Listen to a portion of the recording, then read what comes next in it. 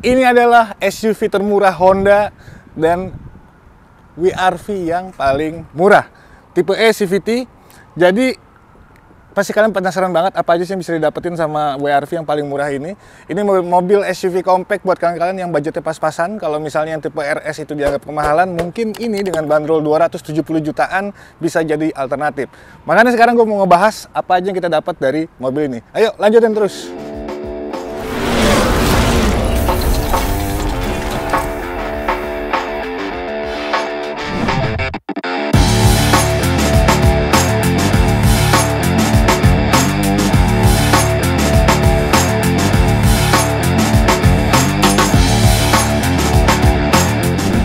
Secara tampilan keseluruhan ternyata ganteng juga ya. Kalau biasanya mobil-mobil tipe bawah itu tuh ala kadarnya, tapi ini ternyata menurut gua cukup modis lah ya, untuk dibawa juga nggak malu-maluin. Apa sih bedanya? Yang pertama itu di bagian grillnya, dia biasa aja grillnya hitam polos kayak gini, tapi ini bakalan menarik untuk dimodif sebenarnya, jadi dibikin aksennya full black gitu ya.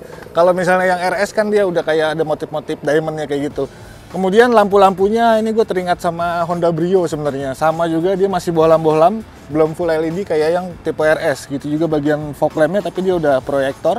Nah dari bagian depan ini perbedaannya dibandingin dengan versi yang RS. Sekarang kita ke bagian samping.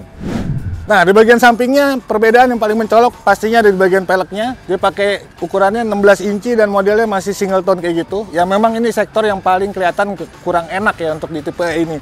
Tapi ya gampang, harusnya tinggal ganti pelek aja. Tampilannya pasti bakalan lebih ganteng. Spionnya juga dia udah ada sennya dan juga bisa dilipat secara otomatis. Nah terus di belakang bedanya apaan? Nah di bagian belakang ini cuma lampu-lampunya aja. Ini juga masih pada pakai bohlam ya. Tapi ada high mode stop lamp. Memang belum ada defogger tapi udah ada wipernya. Terus ada 2 titik sensor di bagian belakangnya. Sementara bagasi sebenarnya dari ruang dan fungsi itu sama-sama aja dengan yang tipe RS ya. Dia punya lantai yang cukup rata dan di bagian bawahnya ada ban serep dan toolkit. Oke, itu bagian luarnya. Sekarang kita coba masuk apa aja sih yang beda di interiornya. Ayo, sekarang kita coba masuk ke dalamnya nih. Oke, memang agak kecil ya, maklum ini SUV compact. Udah ada start-stop engine, kita nyalain dulu biar nggak panas. Nah, perbedaan paling kelihatan ya, pertama ini setirnya, dia belum dibalut kulit, sama tombol-tombol di kanan kirinya juga terbatas karena ini nggak ada fitur Honda Sensing ya. Kayak lagi yang versi ini nggak ada fitur Honda Sensing, jadi ini terbatas untuk pengoperasian audionya aja. Kemudian di MID-nya juga dia masih pakai yang standar, ini belum yang TFT digital kayak gitu-gitu ya. Jadi masih ala kadarnya, cuman ini dilihat juga cukup oke secara fungsi, secara informasi tetap lengkap gitu. Di sini ada tombol buat stability control. Nah, di sini untuk jendelanya otomatis cuma di bagian pengemudi. Udah gitu, ini tadi ada tombol buat ngelipat spion secara elektrik ya. Panel pengaturannya juga di situ. Terus ininya juga pasti berbeda nih di bagian layar sentuhnya. Dia masih yang biasa ya kayak gini, tapi ya baik lagi secara fungsi minimal kayak koneksi Bluetooth segala macam itu cukup lumayan lah. Dan ada Apple CarPlay-nya juga gitu. Pokoknya cukup lengkap. Oke, di bawah AC-nya udah digital. Terus ini tuas transmisinya juga ini belum dibalut sama kulit. Kalau yang di versi RS itu udah semuanya udah kulit ya. Ini masih sama standar ya. Plastik-plastik biasa lah, bahkan di bagian sini juga ini plastik-plastik, agak kelihatan kurang mewah, tapi ya ini menurut gue cukup lah untuk sebuah SUV yang harga sekian gitu. Terus joknya, ini joknya juga sama, dia masih pakai bahan fabric, belum pakai kulit kayak yang di versi RS. Di belakang juga sama seperti itu. Nah kira-kira di bagian dalam itu perbedaannya dari versi yang RS. Ya beda harga sekitar 40 jutaan kali ya, 30-40 jutaan. Terserah sih kalian bisa bilang ini worth it apa enggak, tapi ya memang untuk bisa mendapatkan sebuah SUV compact ya dari merek H tegak dengan harga 270 juta ya menurut gua ini cukup apa ya, affordable lah ya. Walaupun kalau misalnya dibilang terbatas ya iya terbatas.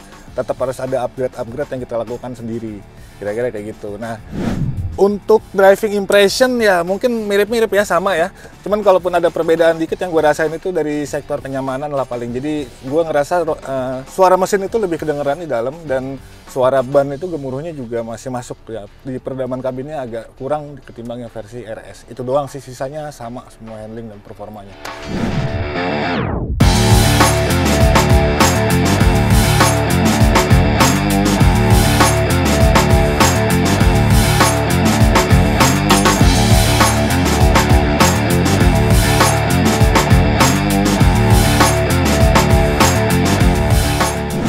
Udah, sisanya sebenarnya kayaknya masih sama-sama aja ya, secara platform, secara spesifikasi mesin pun sama. Ini sama-sama pakai mesin 1500 cc, tenaganya 121 horsepower ya, torsinya 145 Nm. Ya lumayan enak untuk bodi yang sekecil ini gitu.